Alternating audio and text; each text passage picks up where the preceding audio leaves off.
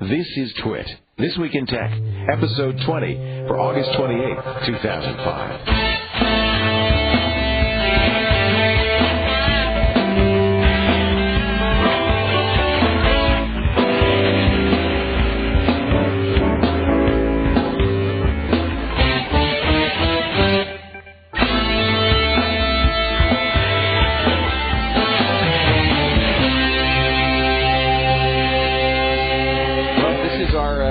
Cast of characters, it looks like, and a mighty fine cast of characters it is.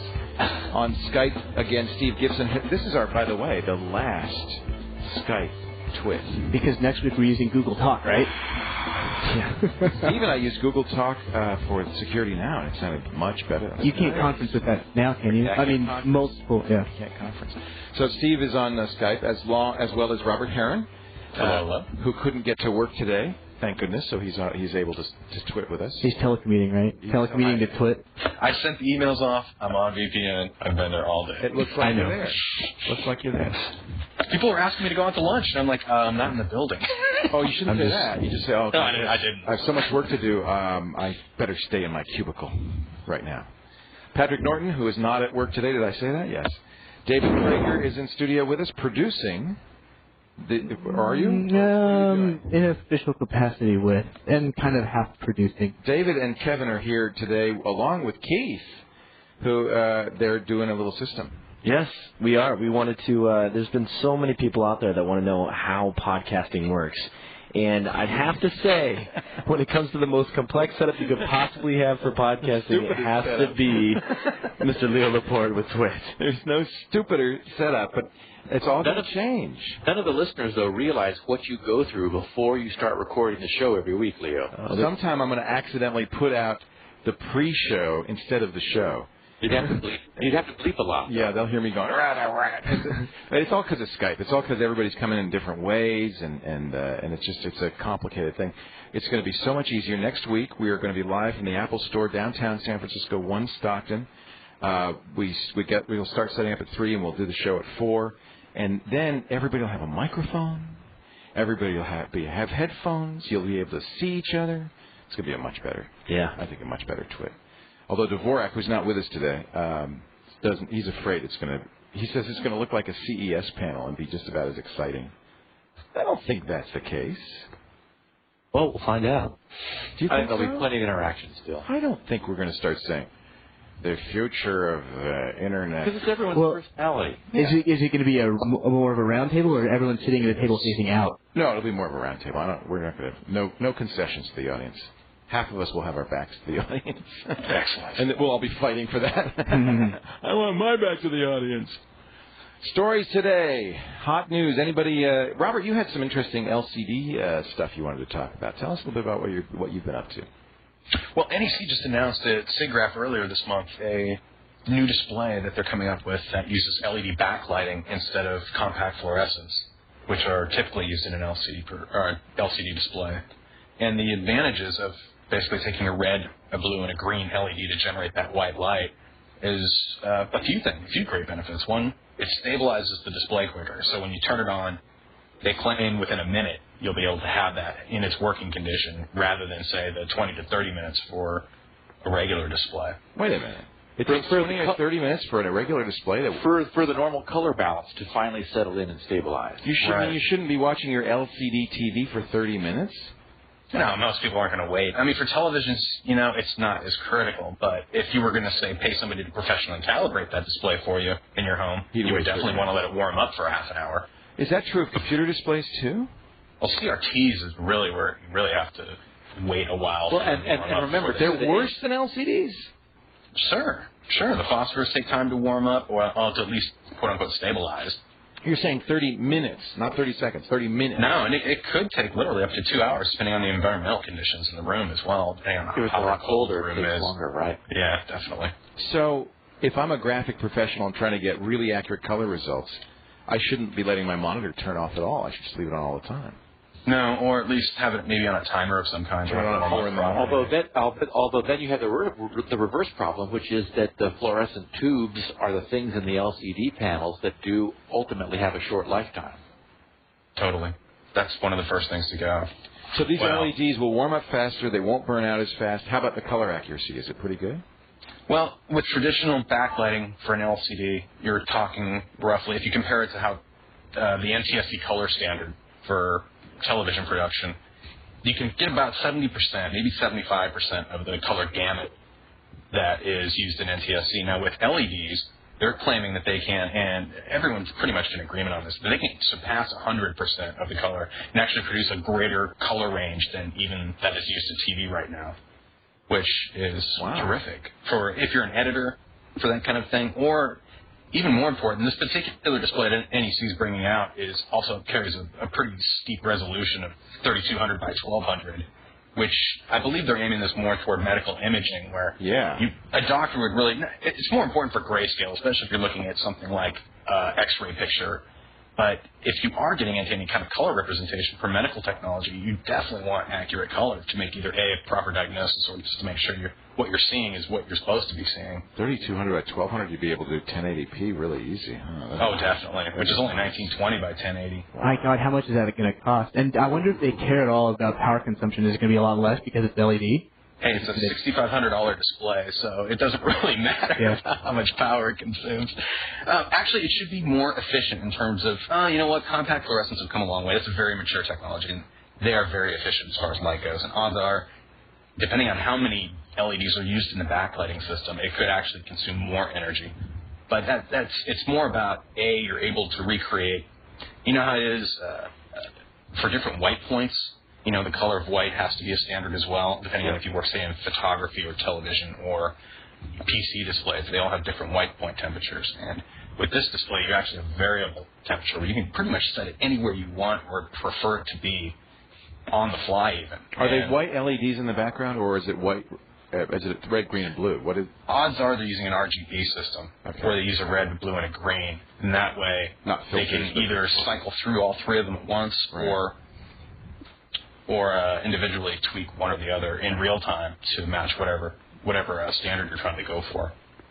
And other technologies too would be like 10-bit internal color processing, which is important to eliminate rounding errors when you're trying to, say, resolve an image that's even greater resolution than what the display is physically capable of. Sometimes you run into like dithering errors when it's trying to map a large image onto a relatively small resolution. But in this case, it's You'll think we see the LED TVs in the near future?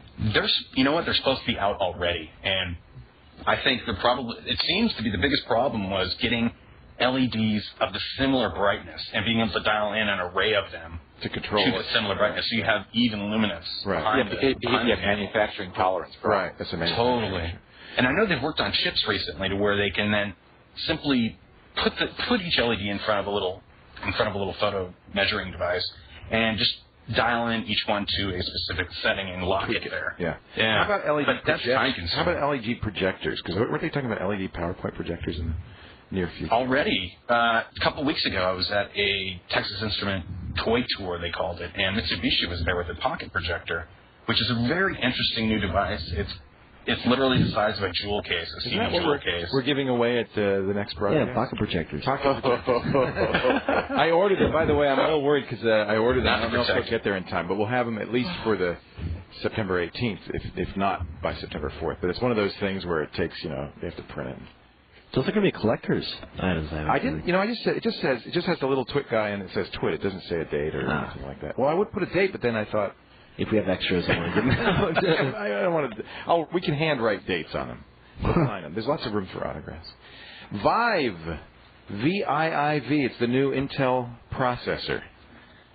We kind of knew they were going to do that because they trademarked VIIV a while ago, but everybody was speculating what was VIIV. Is it the Roman numeral 64 for 64-bit computing? Well, it's the new Intel, and they say it rhymes with strive. They announced it at the Intel Developers Forum. Anybody, Patrick, did you read up on this? Any thoughts about it? Oh, boy. The general reaction was this is the best leaked secret in computing. Yeah, that was the first reaction I heard from a lot of people. And nobody expected them to not release it until the end of 2006. So it's going to be a long time before it shows up, these next generation processors. They're saying now first quarter 2006. That's what they said. then they changed their message since everybody did their briefings 3 days ago. Oh. They were saying end of 2006, second half of 2006. Oh. So all right. We'll have to check that. So either that or they gave bad information to the guys to probably not. I'm processor reviews. Let me see where I read that. I thought I read it in one of the articles about that. I'm quoting that. So it won't be for another year. Basically, you're looking as far out as the end of 2006, but second half of 2006. They're dual core. 65 nanometer. They're working on dual core. They're pretty heavy. They're in full Borg mode on it's all about processing power per watt that was an interesting sound as a new metric. Yeah. As the new metric for it, which is kind of pretty much in lockstep with the presentation Steve Jobs did at the Worldwide Developers Conference when they announced that they were going, leaving IBM and moving into Intel's processors. Here's maybe the source of the confusion. Vive will be launching in the first quarter of 2006. Maybe the chips won't be. It's just the brand is launching. Because CNET says, quoting Don McDonald of Intel Digital Home Group, Vive launches in the first quarter of 2006.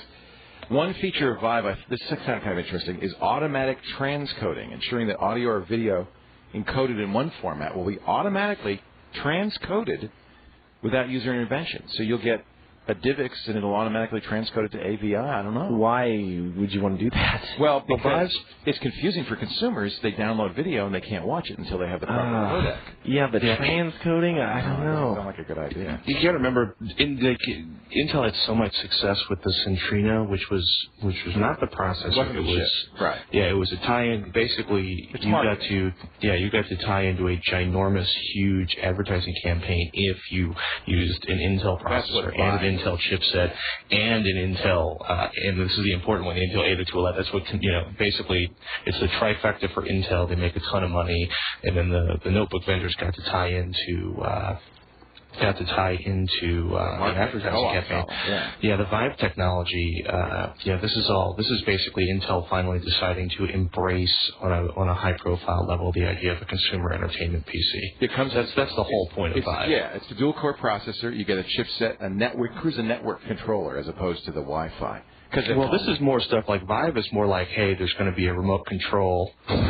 It's going to have cutting edge technology along with the dual core processor. It requires Windows Media Center. So, I mean, obviously, instance shutdown and startup. That's cool. So it's all stuff you do on the regular platform. I was confusing that then with an actual product. Right. So the marketing term rolls out sooner than than these new processors. The marketing term Centrino worked on me, and I knew exactly what it was, but if I see a notebook that says Centrino, at least a light goes on in my head because at least I know that it's got a Pentium M and it's got wireless, and still to this day you see that logo and you're like, oh, it's got to be better than a lot of the other stuff that you see anyway. It means you've been well trained. Well, I probably foolishly, I know we all spend a lot of time trying to explain to people, oh no, it's just marketing. But you know what? It does make it easier for somebody to buy, and it's hard when you go into the store to say, well, I need, this laundry list of things. You look for one brand, you say, oh, Centrino, Vive, that's good. Yeah, but the problem is that in a lot of cases, there's a lot of successful marketing campaigns that are pointing at awful products that you shouldn't spend your own money on. Well, I agree. Have they started talking yet about the naming convention they're going to use for these chips? I mean, I want a standard. There's got to be a standard. It's driving me crazy. Yeah. Are we going to did they say anything like the 8057A or no? It's just right now. I don't remember anything very clear, and that'd actually be an interesting story to follow up on. Well, they announced, I'll give you an example. There's a new video display processor. They're calling the O plus MN301. That fits right into the line. People who are buying those are people who are integrators. So there's Yona, which is a laptop single-core processor. That comes out the first half. That actually is really interesting. That's the new notebook processor. Is that a code name or is that the actual code name? Code name, okay. That's the code name. It's out of Israel, so they're using it's Yona is the Book of Jonah. Yeah, well. So tell us about that. What's interesting about that, Patrick? Not too much. I mean, part of what's interesting about that is that for the next generation of the desktop chipsets, a lot of it's coming out of the Pentium M, which is coming out of the Israeli design teams that have been doing the low power, high efficiency stuff. Less so, that it's going to be that plus a dash of the 64-bit stuff that's going on here in the States. And what's interesting is they keep saying that net burst architecture is definitely in there, but nobody seems to know where and at what level. Have you noticed too that as they talk about power per watt or performance per watt, that it almost quietly slips in that these chips not only do they offer shorter pipelines, but as far as processing through the processor itself, but it won't allow it to scale up as high as far as gigahertz go. That's right. Mm-hmm. And that's how they keep it cool, right? Yeah. And so they've also these could turn out to be slower parts. Well, that's for high-end situations, say like gaming. But that's why. Why do you think they'd go dual core? What's the point of dual core? Well, that's how Apple handled it. When you got lower megahertz, you put two more. Yeah, but you're also talking about for specialized applications. It's great. You don't get any benefit in word processing. I agree. So then there's the successor to Yona is, well, you could in gaming, Robert, if somebody would write threaded games, but nobody can do that. I'd take Carmack's take on that back at QuakeCon, where he said basically that for gaming in particular, it's almost it's better to have a good out-of-order processor than to try to cram everything in being multi-threaded dual-core. Mm-hmm. Well, it works better for a gaming situation. In a way, you are multi-threaded already because you have a graphics unit which is taking some of the load off, and you have a CPU which is doing the calculations. You really are dual-threaded for all. Without a doubt, graphics that's a different scenario for massive parallel processing. That's exactly right. It's parallel processing. But for everything else, I can't think of anything that would benefit from it in terms of the gaming world. And that's the word that's coming out from a lot of people who design regular applications. I mean, it's you look at the cell processor and it's a great concept, but isn't this the same thing that everybody from the NSA to who knows who all else, massively multiple parallel processing? Well, it's not exactly massively multiple parallel processing on the cell processor, but single thread applications pretty much rule the desktop. How fast does Word need to run? Next generation after Yona is Sosaman. I don't know what Sosaman means. Adds memory protection and dual processor because Yona is single core, and that's really a server chip. And then after that, you've got the Xeons, which are DP and MP, which are obviously dual or 4 or more processors, respectively. The Dempsey is a dual-core Xeon. I'm just running through the roadmap here. Just stop me if anybody wants to talk about any of these. There's a platform called Bensley. You can see why you need a naming convention. This is ridiculous. But this is the way they've done. Now, you remember something. You're talking about the stuff. The stuff we're looking at are all the code names, and the only people who look at that are people like us who are tweakers.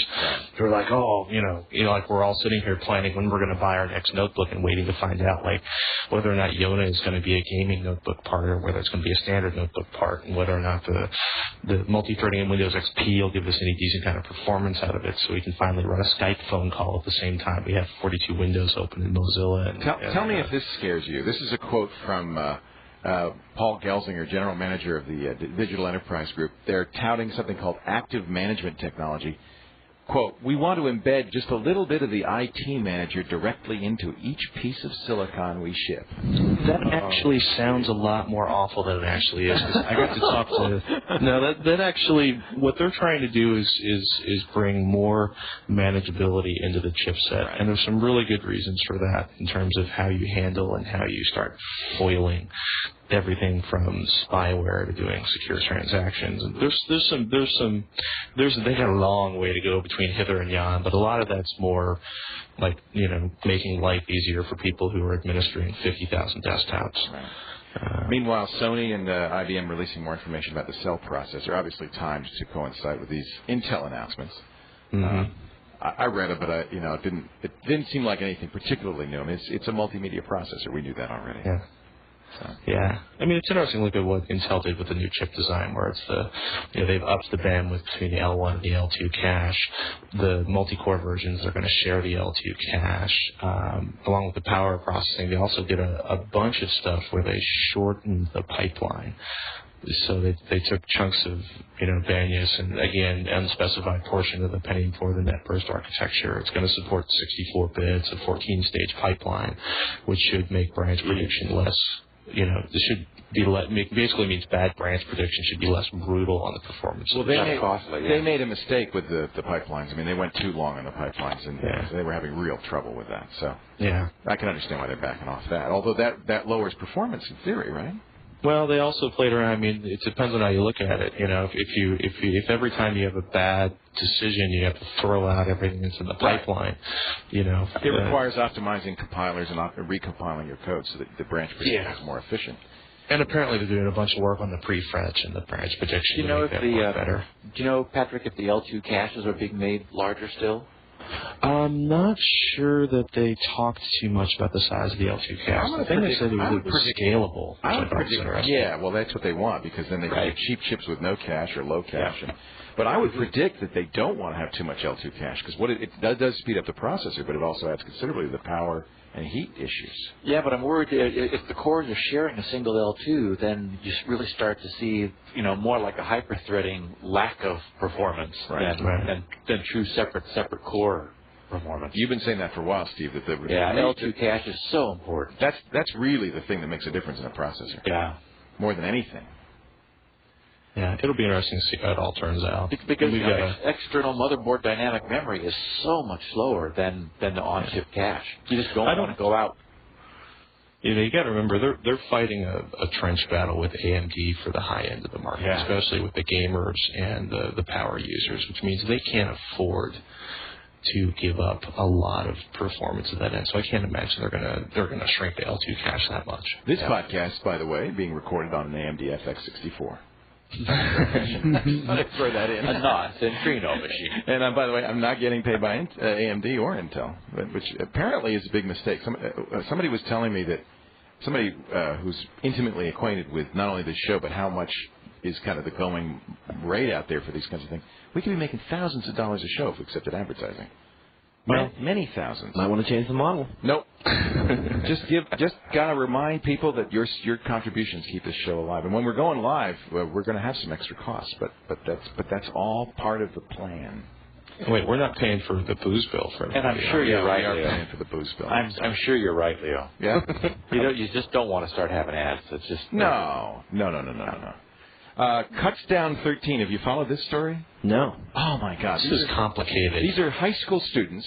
They were given iBooks as part of the, you go into the high school, you get an iBook. A lot of schools are doing that now. In fact, they were locked down. They were locked down. They had protection on. They were using, I think, Apple's. You mean like you need an admin password to install stuff type of? Yeah, exactly. Yep. Kids said, "Wait a minute, we want to install iChat. What good is a laptop without iChat?" So they hacked it and put iChat on there. They were charged with felonies. Yeah. Felonies. Okay. Let's slow down. Read the EULA. There's a lot of really. We actually got a letter from a student at the school, and the student at the school, and this was a while back. The student at the school pointed out that there's pretty much every news agency that's covering this is having a different slant. Most of them most of them have very different interpretations of the reality going on. I think one of the things that's interesting is one of the parents or maybe it's an uncle of one of the kids was decided that, and this sounds like a pretty legitimate chunk of it, was that the school went directly from some internal discipline to try to get the kids to stop. Because what they were doing is they were taking all of the browsing controls off of it. They were installing extra software. Supposedly there was also some messing around with other people's computers and some hacking of information. That's where it starts to get fuzzy. They told the kids to not do it because they didn't want them using, things like chat in the classrooms and stuff. The kids basically kept doing it, and then rather than going to the parents, and this is the stuff where I'd really like to hear a good local, well-informed reporter on this, is instead of going to the parents, they called up the cops. And the cops, basically, what they had to work with was a felony charge. I'm looking at the Associated Press article. According to the AP, and again, I don't, that's all we know, so you might be right, this is completely wrong. They were charged with computer trespass and computer theft after the school district said, we tried detentions, we tried suspensions, we tried other punishments. They continued to do it. Yeah. But computer theft and computer trespass are felonies. Well, the good news is they have dropped the charges. They've offered him a deal, I guess, in which they'll drop the charges in exchange for 15 hours of community service, a letter of apology, a class on personal responsibility, and a few months of probation. I'm sure they got their attention. Well, they did, although, according to the attorney for one of the students, a few are thinking about refusing the deal because, quote, they don't feel they've broken any laws. But I tell you what, if you're facing a felony charge, which will ruin your life. Well, they're under 18, though, so they... I guess they get expunged. Oh, you would know about this. So it would get expunged after you hit 18. Why would you know about this, Dad? I've couple little nicks here and there. Just teasing. I don't know anything. I would hope they would take the deal. Although, you know how it is when you're 15 years old. Yeah, you do all kinds of crazy stuff. Heck, I'm not doing that. How do you get somebody for computer trespass for simply installing an application? Well, the thing is that they weren't just simply installing iChat. That was what was passed on to us from a couple of at least one or more of the students that were at Kutztown. Because they were kind of like, and this is, they were probably pushing it. Well, the obtaining password part was really funny. They were pushing it up, but the thing that was really funny is the original IT passwords to lock down the notebooks were apparently written on a label that was put on each notebook. So there's some pathetic security that sounds like the security of my own high school's network way back in the day. Which is non-existent. And you know what?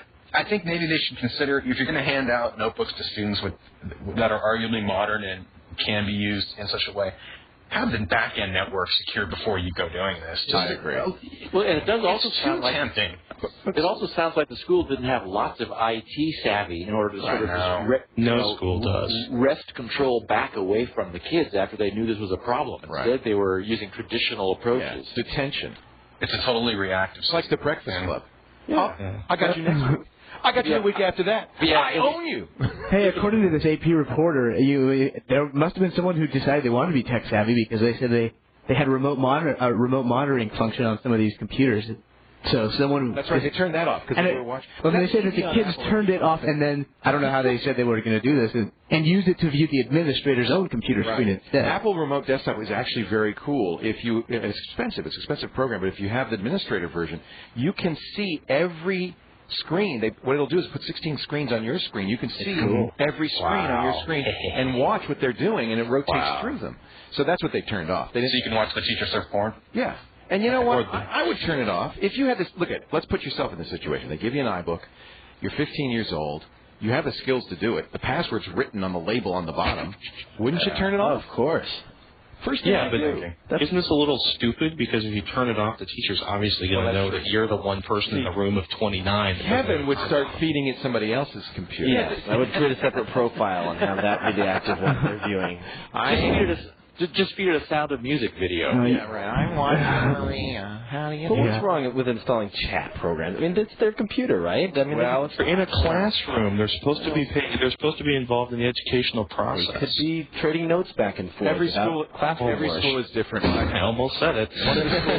One of the kids I know who goes to a high school here, she was downloading music onto the computer. Every year they turn in the computer and they get a new computer for the next year. It's not a new, but they get a different computer. Yeah, because the hard disk fills up. Right. So, well, that's the thing. She said, I lost all my music. So she asked the administrator, can you give me my music back? They took he said no. What about this, the voice over Internet providers? I don't know if I use Vonage and Packet-8. Or the FCC. Yeah, I've got urgent notes from both Vonage and Packet-8. Yeah, please go online and sign this 9/11 thing because next week, if you have voice over Internet and you haven't signed this document saying, I know the 9/11 sucks, if you haven't done that, they'll turn off your service. The FCC is forcing them to turn off the VoIP service to all customers who haven't signed this informational notice. Now, fortunately, you can do it online. You just check a box, which I've done. Leo, we even though it's sort of old news for us now since Wednesday, we really ought to talk about Google Talk a little bit just to make sure people know they can go to google.com/talk. It's great. Get the new client for online chat and voice connections. Steve and I used this for Security Now episode 2, and I thought it sounded better than Skype. Don't you? It's PC communication, though, right? No conferencing, PC to PC only. Yeah. Do you also think it sounded? Deal over 911 is dealing with potentially where it can actually connect to an actual landline or a cell phone. It's Vonage or VoIP, Vonage or Packet-8 or Leo and I did. Vantage. But that's different. That's a separate. What's happened here? Steve has brought up is bifurcated. He's brought up a whole other story. Let's finish the 911 story, Steve, and then we'll talk a little bit about Google Talk. But I do want to warn people who are using Vonage or another voice over internet provider like that provides a phone-to-phone connection. You may lose your service if you haven't signed that 911 thing. Next week, they're trying to get the FCC. The FCC actually extended the deadline to September 28th. Okay, because that's the last thing I saw was they were trying to get them to do that. So you have a little more time. But isn't that an interesting attitude? Like, well, you know what happened is there was a pretty famous case where a woman was killed or something bad happened because they got 911. And she tried to use 911 and had no access to it. Right.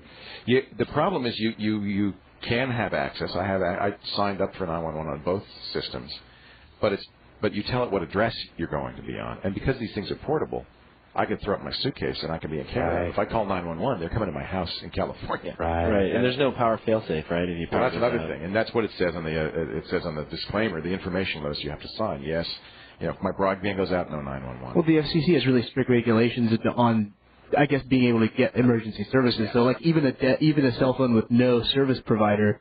Even a cell phone where you haven't paid any kind of bills or anything like that. If you type 911 on it, you're getting through. Well, that's it. Well, that's also because most cell phones you find nowadays have GPS receivers in them, and they can actually figure out where you are, or even use the cell tracking. They can give a rough tracking on the GPS. But the other thing, most people actually use wired, or they use wireless handsets inside of their homes, right? I got trapped in an elevator in San Francisco. The first 7 numbers I called, nobody could pick up because the power was out. Yeah. Which is one of the reasons why when I have a landline in my house, I always have a 70s era Western Electric phone in there. Exactly right, because those are powered by the phone company, not by you don't have to plug them in. Wasn't there a day when Patrick Norton came in late to work at Tech TV because he was stuck in an elevator? Is this that time? Is that time?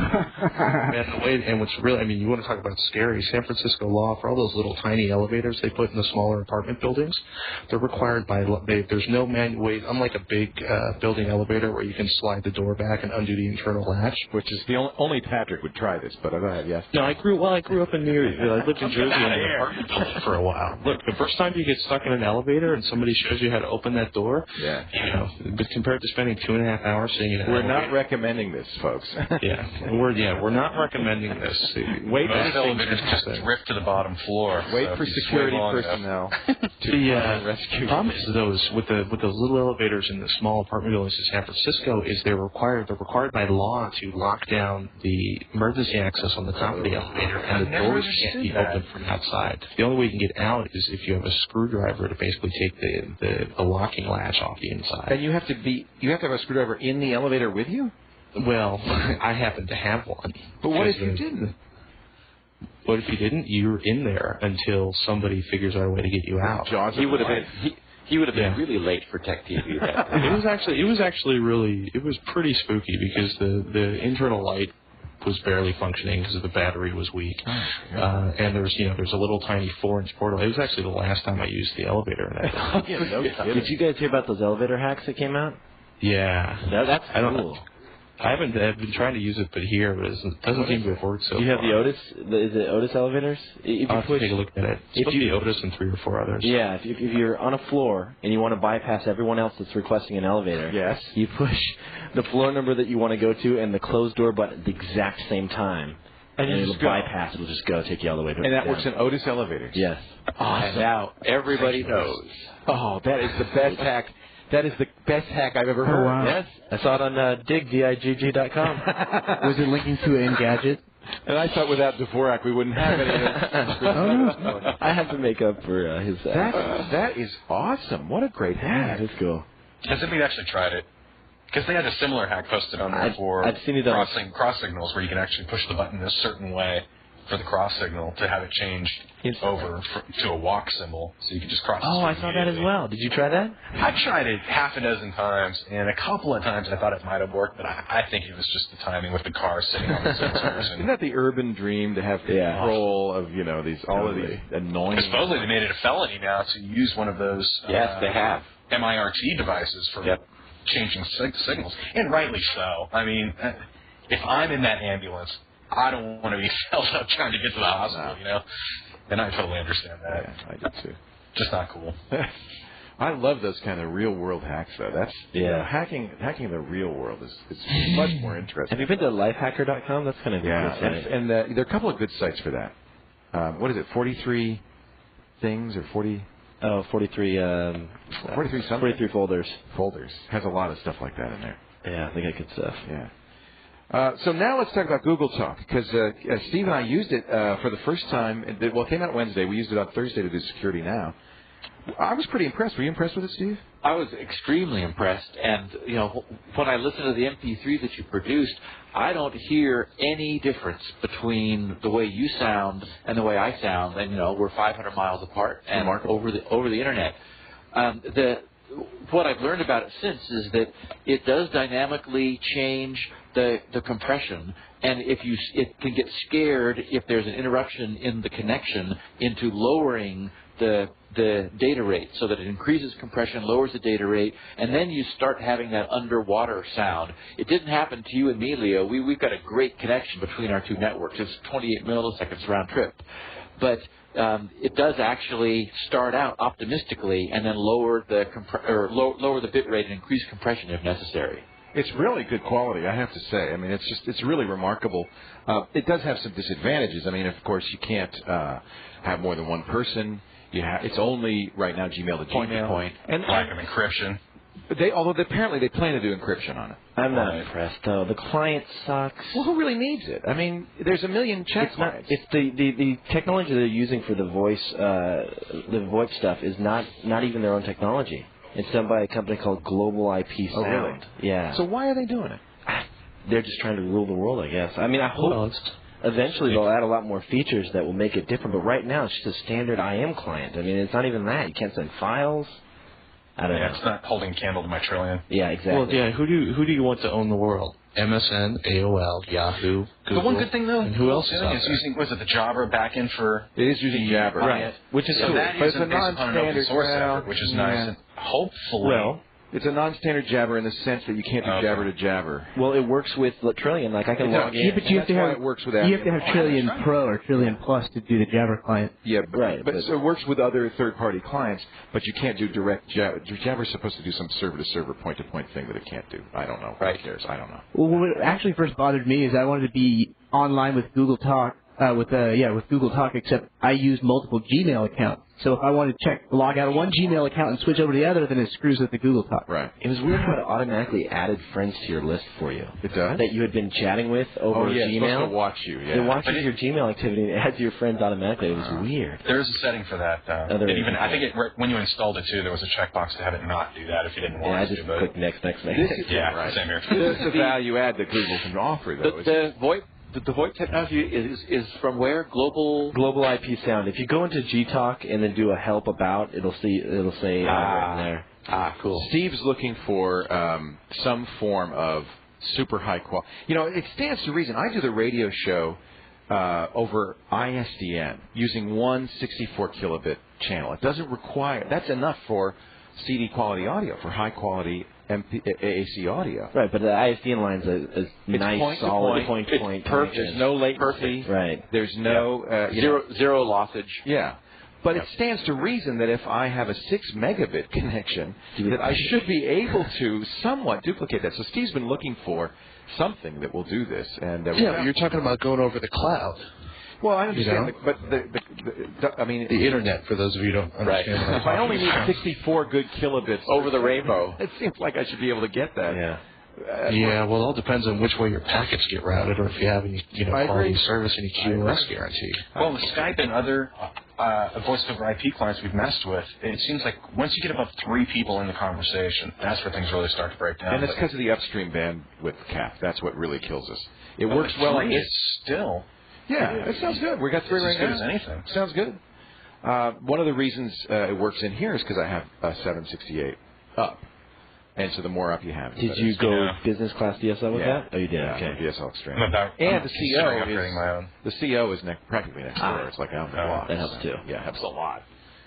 So, but Steve, have you found? I mean, we found this one thing in England, which is extremely expensive, called Audio TX, and it the problem is it uses just a TCP transport instead of using a UDP transport, which is really what you want. So they're going over TCP, meaning that they do introduce some deliberate delay in the connection to allow the underlying TCP transport to do the error correction and create the reliable connection for you. Right. But I did experiment with it because they have a demo mode that runs for anywhere between 5 and 30 minutes, and then it just drops your connection. And it sounds spectacular. Sure. But Leo, what you and I did yesterday, I thought was completely acceptable using Google Talk. We'll keep doing that for you and me because there's only two of us, and it works very well. Yeah. It's strange. I would think if you went TCP, that would be worse. I mean, I understand the error correction, but if a problem does occur, if you get an ACK, then if you don't get the ACK, you have to resend, and that's where you get all sorts of problems. Exactly, and so in fact, what I brought Global IP Sound up, and I have been on this site in the last couple of days. So I rummaged around and I found them when I was doing the searching. So in the case of TCP, if you don't mind some latency between the endpoints, then this thing was using it was using MP3 compression instead of a lower bit rate codec, and that was really why it was working so well. Yeah. Oh, and I forgot to say that we were running at 320 kbits instead of, for example, right now we're at about 46. Right. Because I'm monitoring the bandwidth that we're using for Skype. What most of these guys are doing is assuming a bad network. They're trying to improve the compression to the point where you don't need a perfect connection. Is that it? Well, yeah. In fact, you and I have a different goal, Leo. I would like to have a studio quality connection to you for the purpose of recording these MP3s. Well, it's easy. Just buy an ISDN line and a $7,000 codec, and you're set. Exactly. And whereas the goal of most people is just to have a free connection where you can understand the other person. It's a different. And it's working. I mean, here we are with Skype, and it works great with Google Talk too. At least for a while, I think the last Skype TWiT, because next week we're going to be live at the Apple Store at 1 Stockton. I'm saying it again. I just want to make sure somebody shows up. I'm deathly afraid we're going to go there and there's not going to be anybody there. That's September 4th, 4 o'clock at the Apple Store at 1 Stockton. And then following that, at Noonan's Bar and Grill, I know people show up because they've got booze. And no, Patrick, I didn't get a deal with them to get the free booze. I'm sorry. I've got all the black coffee you can drink, though. How about that? Well, it's the miracle of the $5 to $20 tip. You usually get all the black coffee you can drink. It sounds like you need some right now. Go have a cup of coffee. It's those top shelf lemon drops you order that I'm afraid of. Well, I figured, Dvorak's so worried that it's going to be a dull. He says it's going to be like a CES panel. It's going to be dull because we're all sitting there. I think we just get everybody drunk. It won't be anything like a dull CES panel. It's worked for Dignation. Yeah, and it's worked for that meetup that we did. I wasn't drunk, but everybody else was hammered. Yeah. No, that would be a really funny lineup. Like, what does each individual member drink? Lemon drops. Right? So, lemon drops for you. 40s for Kevin. No. What are you saying? You have the 40s only for the broken? Yes. Well, 40s are a little. He's not a malt liquor guy. He's a beer guy. Yeah, I like beer. I like a good. We'll get you some of this Chimay Red. We'll get you some of this Dipsy barley wine. It's supposed to be very good. Old Dipsy. It's really strong stuff, like 8-9%. Yeah. Like that stuff. The term barley wine doesn't appeal to me, but I'll have to try it. Just to Dvorak's going to drink Bordeaux. We know that. Steve, you've got to come up for this. I can't bear it that you're not going to be able to be part of this. Pegger's a white wine guy, right there. You might get me in there. Good. Wine coolers. Wine coolers. So in the bite, I personally prefer Zima. No, I'm kidding. Who drinks that? I don't know. 12-year-olds. What the fuck is all They still sell that? Honestly, it's aimed at people who are 21.01. The first alcohol I got drunk off of was Zima. Yeah. Boone's Farm Strawberry Ripple. They don't have this anymore, but they used to have this candy-flavored wine, basically, which is clearly aimed at kids. Like box wine? No, it was Strawberry Ripple. Like deliberately candy flavored. Yeah, you know, Steve. Wow. You're roughly my age. Don't you remember Boone's Farm and Ripple? Oh, it's yeah. still available. Apple. Yeah, they still make apple schnapps something or and some other. horrible flavors, which are totally for the It's got to be aimed at entry-level children. junior. I mean, Oh, now it's Mike's Hard Very Lemonade, good baby. teenagers in college. it's terrible. Oh, please. Who are the biggest consumers of alcohol in this country? I know. I just read a study that they're almost all binge drinkers, by the way. Did you see that? People that drink what? Young drinker, underage drinking. Well, that makes sense. You don't sip a glass of wine. You're there for one reason only. It means they just have a term for the activity that's been going on forever. Yeah, it's always been See, that's drinking. That's the biggest problem is you look at all of the great beer ads of the last 30 years were all aimed at teenagers. Yeah, I think that's because it's not like somebody's going to move to Stroh's when they've been drinking. Oh yeah, they want to hook you years. young. You're right. What you start with is what you're going to die with. Same thing with cigarettes. That's why Joe Camel, right? In the biting the hand that feeds us department, Elliot Spitzer, the Attorney General, literally feeds us. Elliot Spitzer, the Attorney General for New York, and a guy who's, by the way, running for governor, has won a judgment against America Online for $1.25 million because it was so hard to cancel AOL. And you know what they found out? What happens? There were about 300 consumer complaints to his office. They did an inquiry. They found that the company had been rewarding employees for, quote, saving subscribers who called in to cancel. Saving them from themselves. Yeah. So what it was doing was giving these employees incentives to just ignore the cancel. It was social engineering from their side. Yeah, they were trying to talk. Yeah. You have to go through 3 or 4 different hoops to finally cancel your membership, and they would offer free months. Right. They would do all this to try and keep you. And, that's the problem. If they offer you a couple months, you're like, oh, I might keep this around. Right. And then you forget to cancel it, of course, after 2 months. Yeah. So, it's a pain. I have on my credit card bill probably 5 or 6 things that just automatically renew. Because you just forget about it. My gym membership in L.A. right now. Yeah, right. You're still paying for a gym you can't use. You live there. And that's why the whole plan behind the TWiT monthly donation is that people will, it's $2. You're going to forget that, right? Just keep paying it for the rest of their lives. Yeah, I have an Earthlink account I've been trying to kill off for, I think, 10 months. I'm embarrassed to say I had a Prodigy account that I signed up for when I worked for the site in 1997 that I canceled only a year ago. And I literally never used it. A Prodigy still exists? That's a down payment on a nice used car. Our industry. I never, ever used it. Yeah, well, it kept getting sold. Somebody else owned it. I'd get these letters in the mail saying, congratulations, your Prodigy account is now dime a dozen ISP. It's an SBC now. SBC? Yeah, that's right. I got Yahoo. Yahoo. And I never used it. And finally I called, and they said, what's your password? I said, you're kidding. I set this up in 1997. I have no idea. Well, David, you were telling me the other day about your Netflix account. Oh, yeah.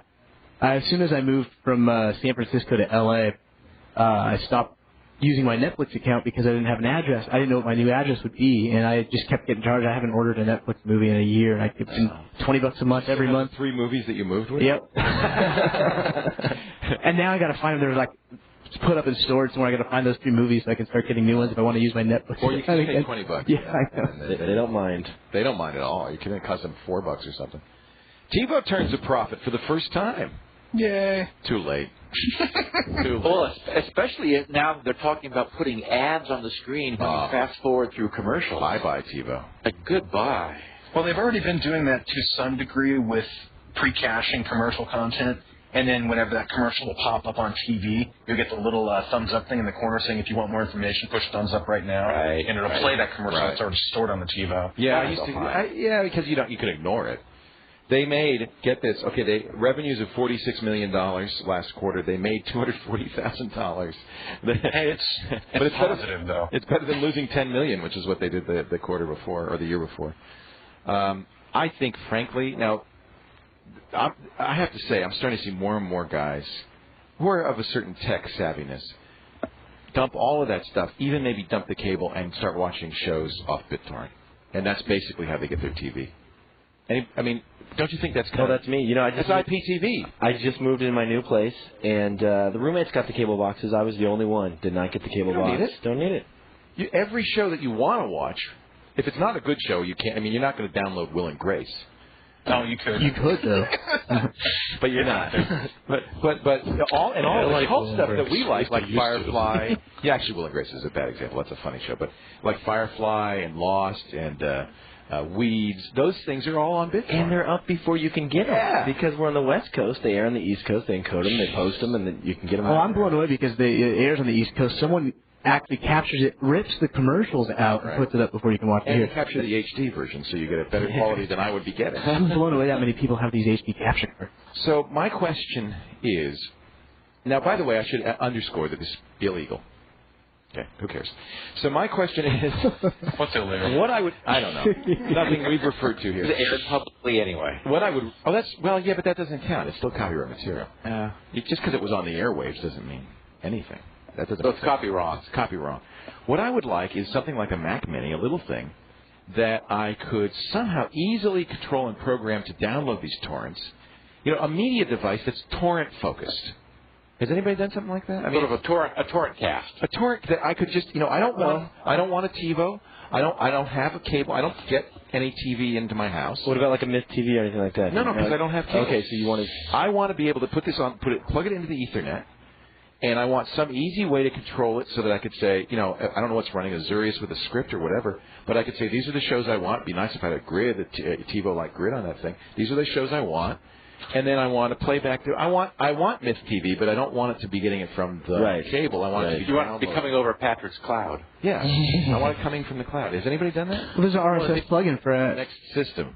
Yeah, that would be really cool. Great topic. As long as we don't go to jail for it. But yeah. Well, how could you get around it? Well, there's plenty of legal BitTorrents. So just say it's for legal. Don't guys do this for Battlestar. You call it the Battlestar Galactica media player. Well, the problem is there's no consistent naming conventions. No, that's why you have to have interface to trackers. And Azurius allows you to put in keywords and things like that it can look for and then pull down torrent files. There's other problem is that the MPAA just sued a whole bunch of BitTorrent users. Well, I have that fixed too, because I'm using the iPhantom, which is the cable modem goes into that, and then my router goes into the iPhantom, and that sends an encrypted. It scrambles it. It's encrypted IPsec to their servers, and then anonymizes it. So you don't know who I am. I look like I'm iPhantom. I'm also seeing a lot of sites now offering the magnet link, the decentralized Azorius tracker, which is another option. But let's say you're not using a tracking site. The truth is, in the long run, I don't want to do this for illegal purposes. What I'm hoping is this is the way IPTV might play out. I'd like to get the system. I'd like to get Battlestar Galactica, which is offered legally as a BitTorrent, or whatever people decide to do. Would you, let's say Comcast offered a service where you'd install an application, you could choose the shows that you want and pay per show. Sure. Right to your PC. You bet. Yeah. So would I. As long as the PC is hooked up to the TV in the living room, right? Yeah. You could what you really want is a remote control interface on the TV. See, isn't that their in-demand service? I guess it kind of is. But then you still have to pay the monthly. I mean, they don't offer all the shows. It's a one-time fee. No, it's not all the shows. Let's say an a la carte way of... Right, exactly. Just the channels you want to buy. And there's free stuff. That's what I like. I mean, I think there's going to be more and more free stuff. Battlestar Galactica is legally distributed as a BitTorrent. That's my understanding that they just... I think it was Galactica that did this. They put up the one or two episodes, didn't they? Oh, maybe they don't do it regularly. Yeah. They did a couple. I think they did two. But I'll be honest with you, the quality wasn't all that great, and it was in 4:3. It wasn't even the widescreen version. They would be very smart to do this because I don't think it hurts your television audience. So basically, that's the interesting question. So is the television industry and broadcast and cable going to be as smart, as the RIAA was in eventually moving their content to an online distributed legal medium? I certainly hope they're smart enough to do that, because if they're not, it will happen for them. Well, the problem is commercial support, because we're always fast forwarding through the commercials anyway, and as you guys said, the shows are being captured and commercials edited out because no one wants to sit through that. I'll pay $1 a show. It takes 60 minutes and drops it down to 40 because it's 1/3 commercial now. It surprises me how many vendors I talk to in the industry, especially display industries, that they're talking about now moving back to radio for advertising because they know everyone who watches TV is usually using a PVR device to fast forward. Well, good, because everybody listening to radio is now listening to podcasts. So that's true. or XM.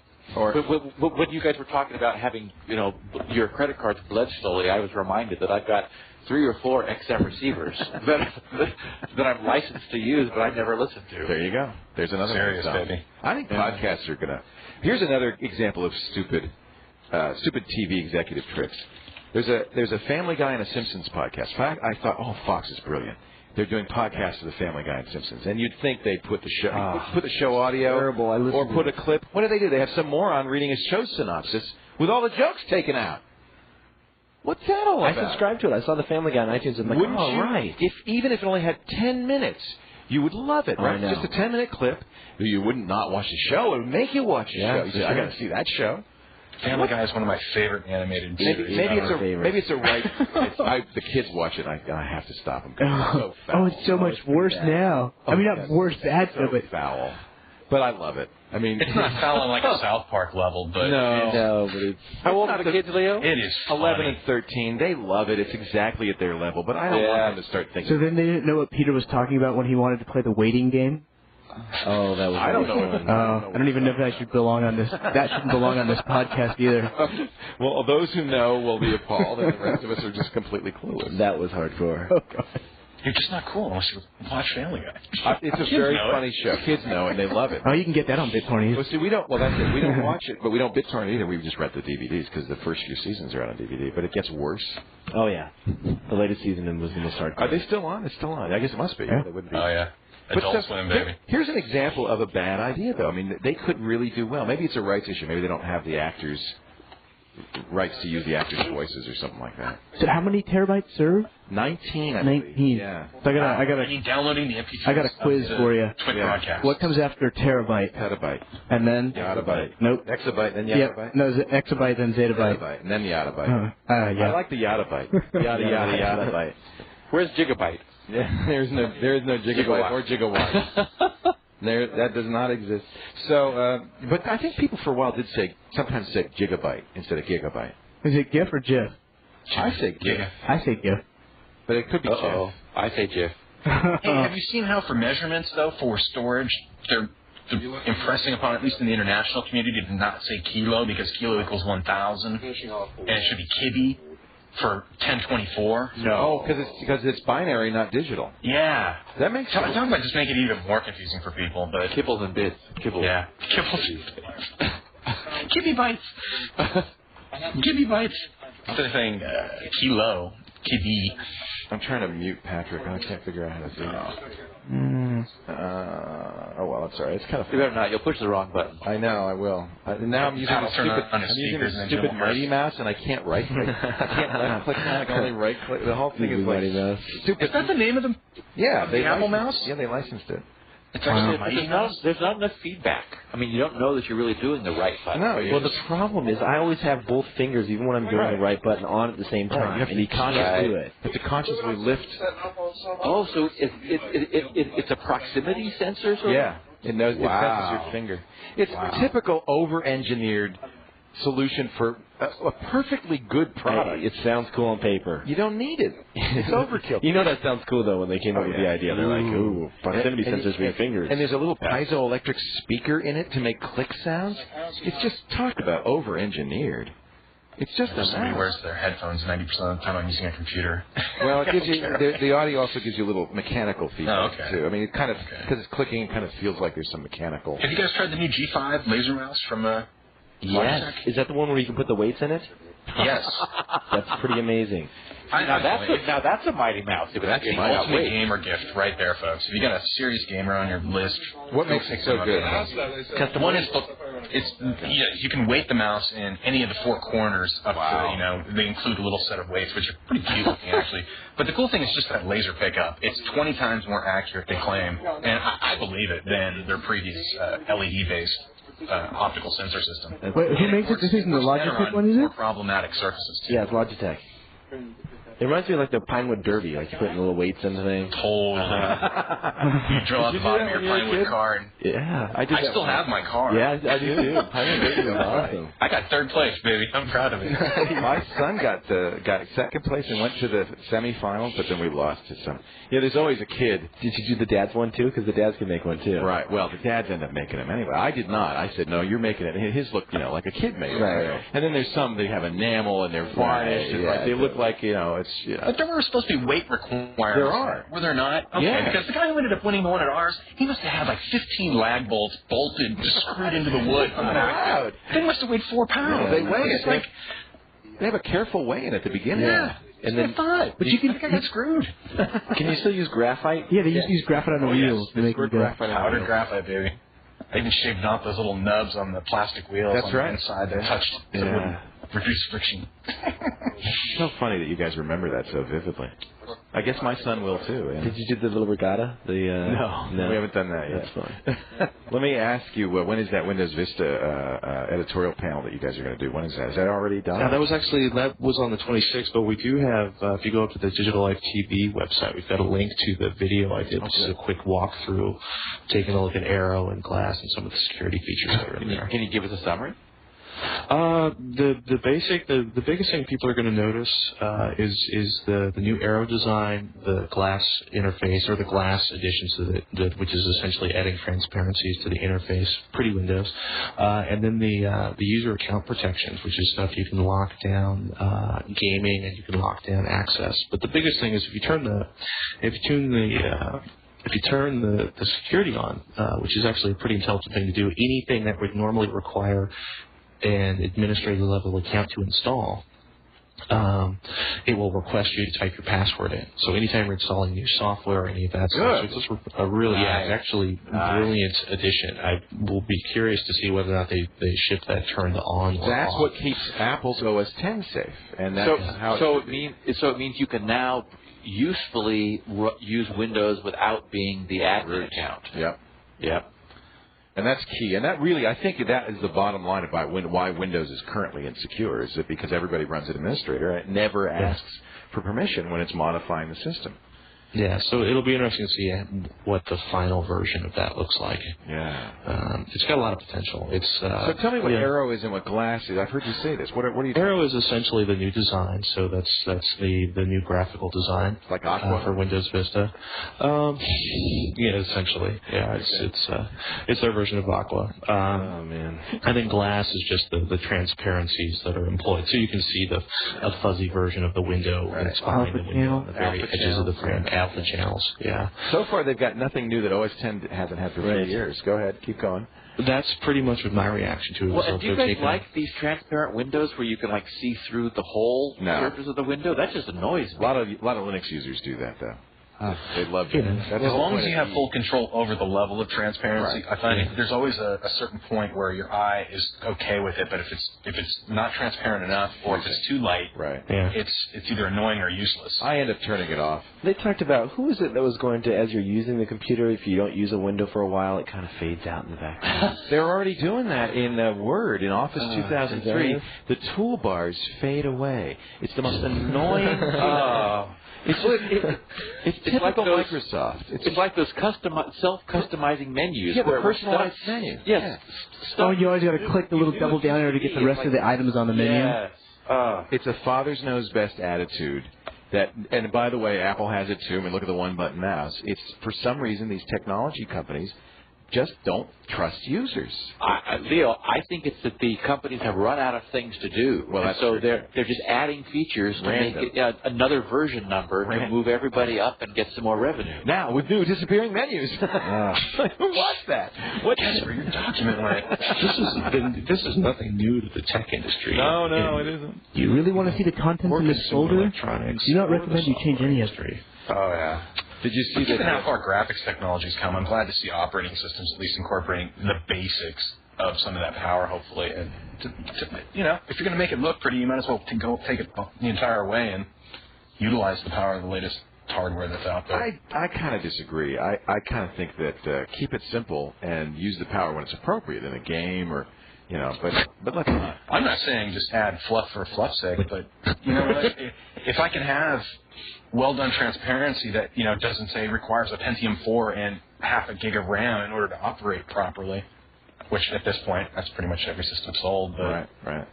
It's kind of nice just to see that we've gotten to that point. Granted, I kind of miss the old days of, DOS, but that's what Linux is for now. I think a little UI sugar is fine, but it's just, you got to do it subtly and appropriately. It's an aesthetic. Look, it's aesthetics.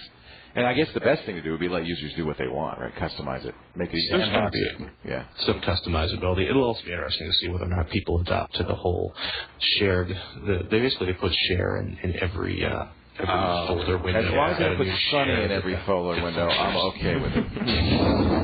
And what was this deal about the peer-to-peer sharing being turned on by default? So the computers, so these new machines were trying to connect to other ones. Oh. Presume about that. Presume that these are beta features that they will have the good sense not to ship.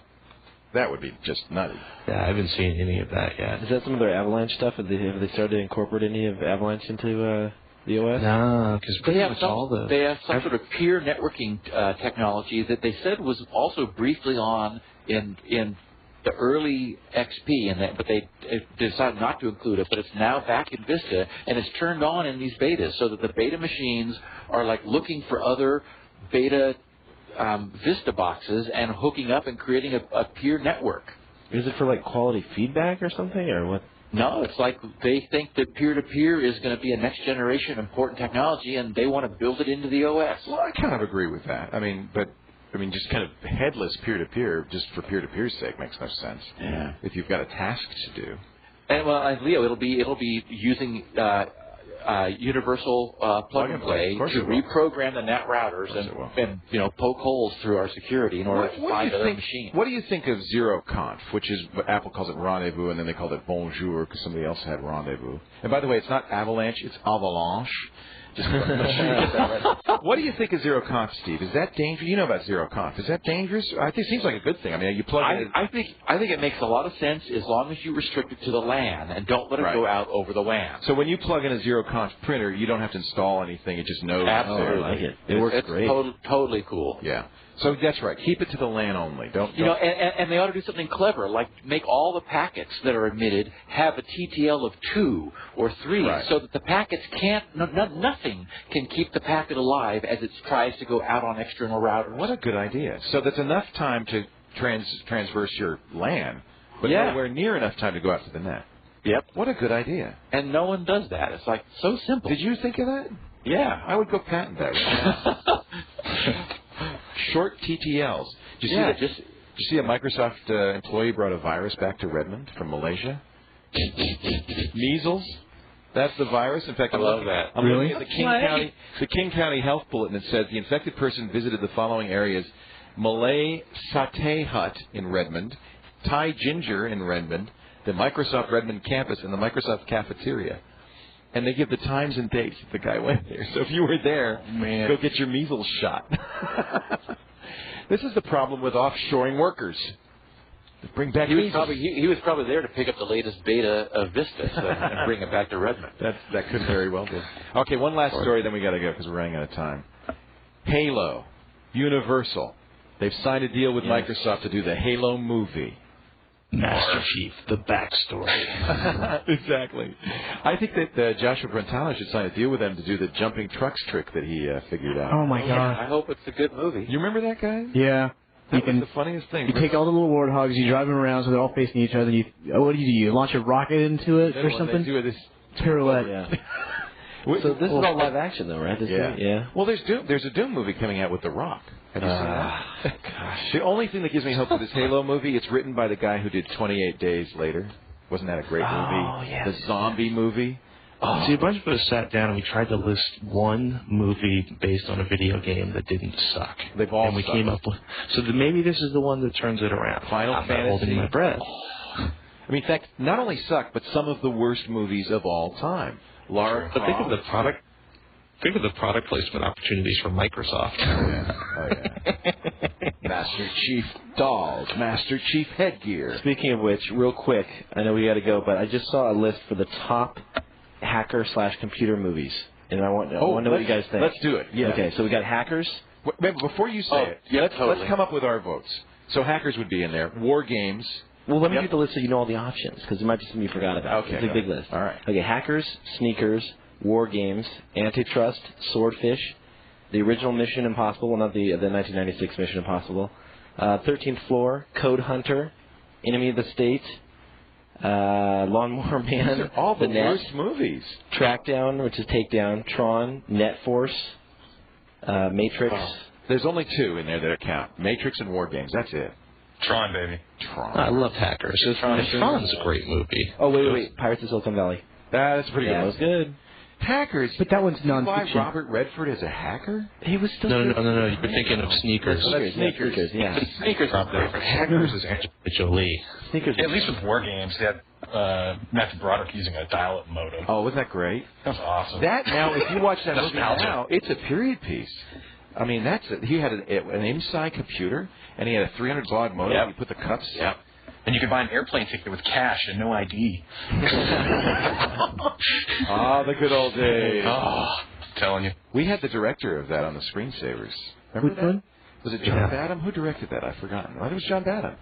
He came in and he had the photo book that he had from it, and it was just really neat.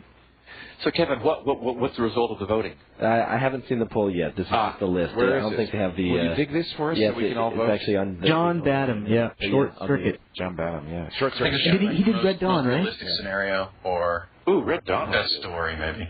There you go. I just dug it, so you can find it at dig.com/user/Kevin Rose. He digs it. He stays Doug. Done.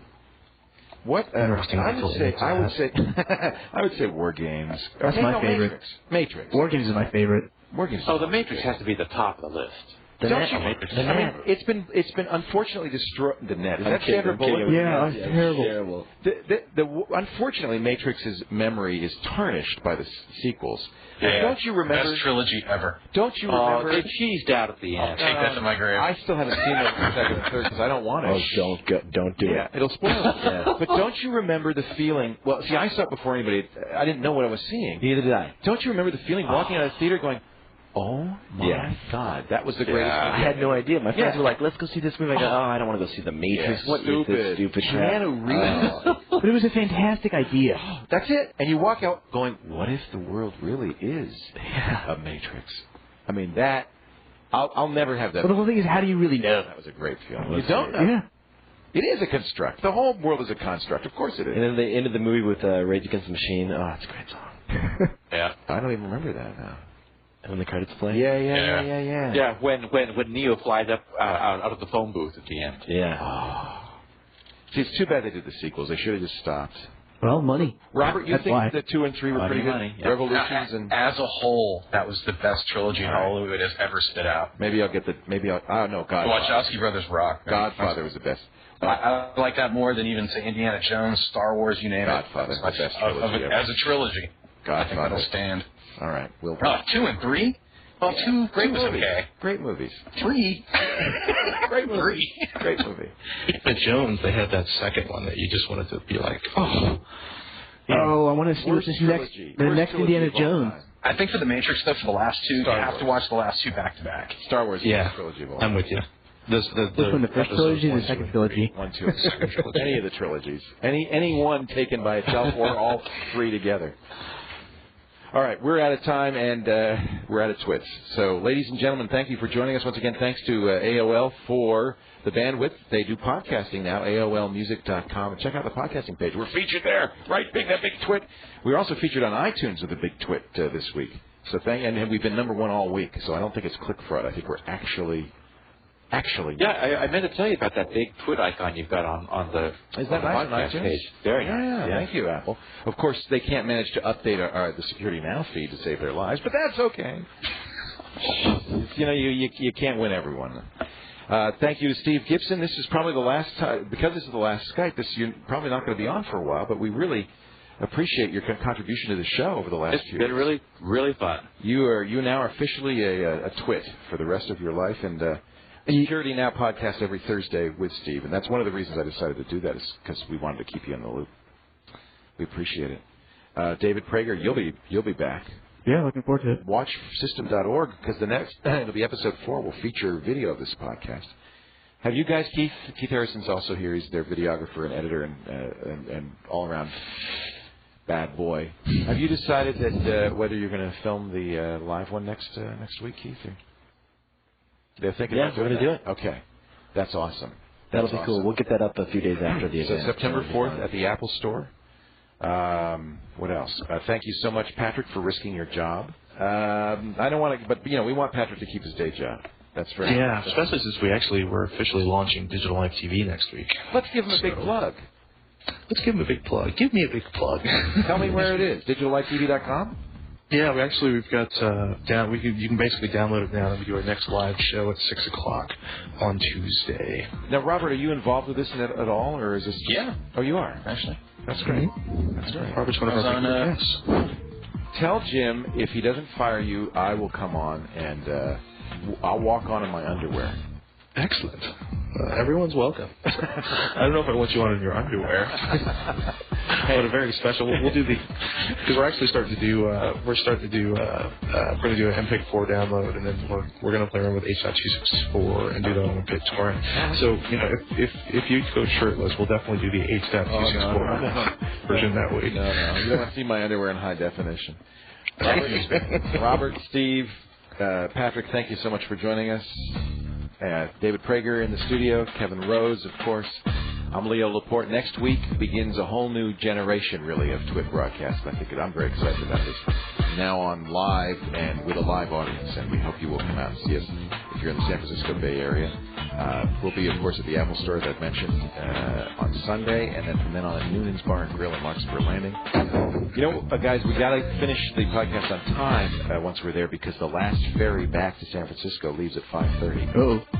So if anybody comes on the ferry, we'll have to end the podcast. I feel like we're the comedian on the Tonight Show. The TWiTs will be at. I know. Laugh a lot.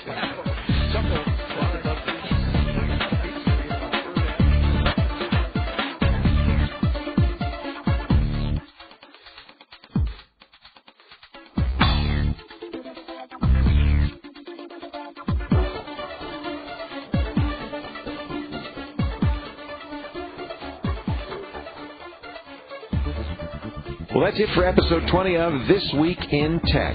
Make sure to visit our website, thisweekintech.com, for more information about the topics we discussed on this show. Starting next week, no more Skype. We're going to be live in front of a live audience. First at the Apple Store, 1 Stockton Street in downtown San Francisco. We'll begin our broadcast at 4 p.m. And after that at Noonan's Bar and Grill in Larkspur Landing. I hope you can come by and visit. We'll have pocket protectors for the first 500 TWiT audience members with the special TWiT logo. Thanks to Dorothy Yamamoto for that logo. Thanks to Mark Blasco for our opening theme. And, of course, the great Ashley TWiT for our closing theme. And especially thanks to you for listening to This Week in Tech. I'm Leo Laporte. Have a great week. We'll see you at the Apple Store next Sunday. Bye-bye. This is amazing.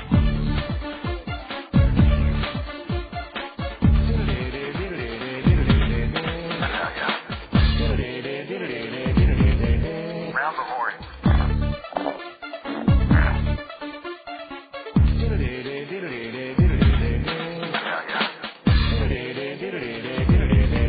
Round the horn.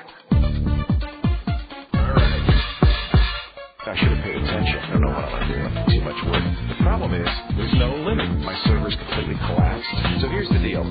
I'm just trying to get the thing up, but I have a hell of a time. What blue screen? Let's forget it. I'm killing you. Round the horn.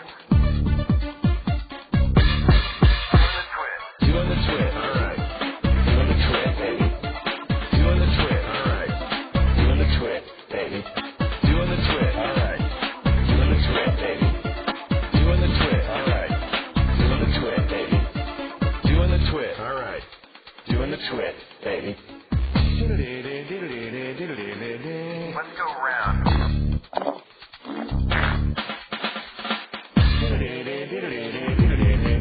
Round the horn. All right. PS3 handheld device from Linux. Napster, Megabyte, SIP phone, McAfee, antivirus, Microsoft MP3, Service Pack 1, Service Pack 2, Service Pack 2, blue screen of death, firewall. Round the horn. Doing the TWiT, all right. Doing the TWiT, baby. Doing the TWiT, all right. Doing the TWiT, baby. Doing the TWiT, all right. Doing the TWiT, baby. Doing the TWiT, all right. Doing the TWiT, baby. Doing the TWiT, all right. Doing the TWiT, baby. Doing the TWiT, all right. Doing the TWiT, baby.